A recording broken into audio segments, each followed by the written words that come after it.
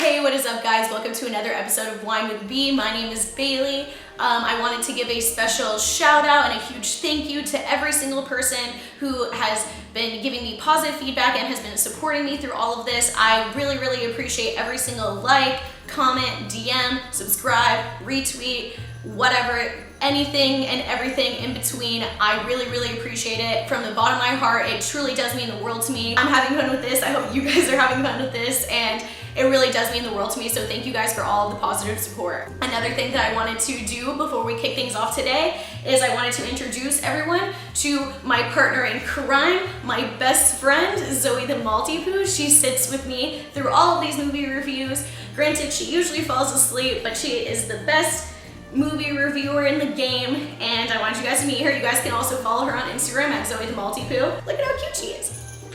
Okay, so in case you guys are not familiar with what I'm doing here, a quick synopsis is I love Christmas, I love movies, and I love wine. And I'm going to be reviewing Christmas movies and drinking some wine with you guys here on these videos. If you want a whole summary and background as to what I'm doing and why I'm doing it, please go back to my first video. But otherwise, let's do the damn thing.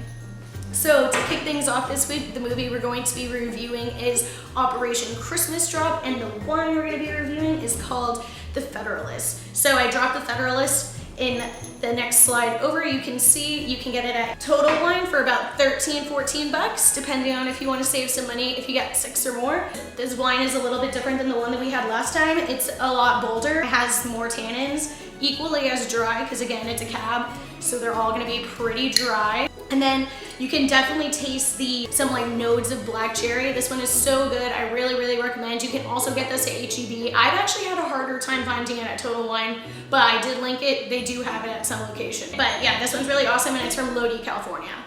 Take a little wine sip break. So good. You guys gotta try this one. Okay, so getting into the movie review. Today we're reviewing Operation Christmas Drop. This is a Netflix original movie that just came out this year, starring Alexander Ludwig and Kat Graham.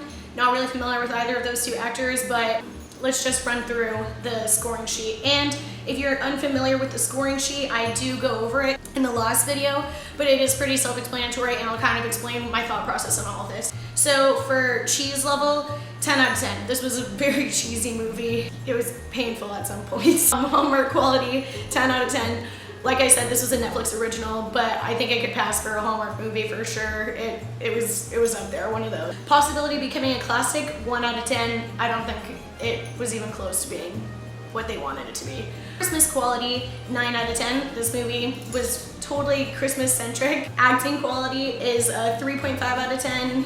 It wasn't even par. Plot development was 2 out of 10. It was just way too predictable, which brings me to the next scoring, which is predictability, and 10 out of 10. You knew how it was gonna end the second you turned the movie on. Originality, 6 out of 10, just because I've never seen this concept, and we'll get to that at the end. Parent or family member who has passed away, yes. Hit or miss, miss. Did I cry? No. Would recommend, 1. Overall score, 2. And the only reason why I bumped this movie up for the overall score is because it's actually based on a true story, which I thought was super duper awesome. It's based on the longest running humanitarian airlift operation. It's been around since 1952, and basically what happens is the Air Force had started dropping bundles of supplies around Christmas time to all of those islands down there who are really in need of it, and so it just started off like that, and then they made a movie around it, and I thought that aspect of it was actually really cool and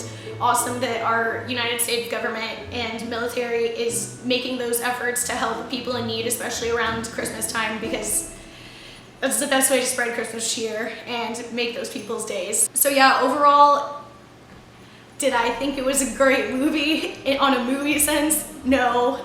If you're into super cheesy chick flick rom movies, go ahead and watch it. But like I said, would recommend, 1 out of 10, and whatever.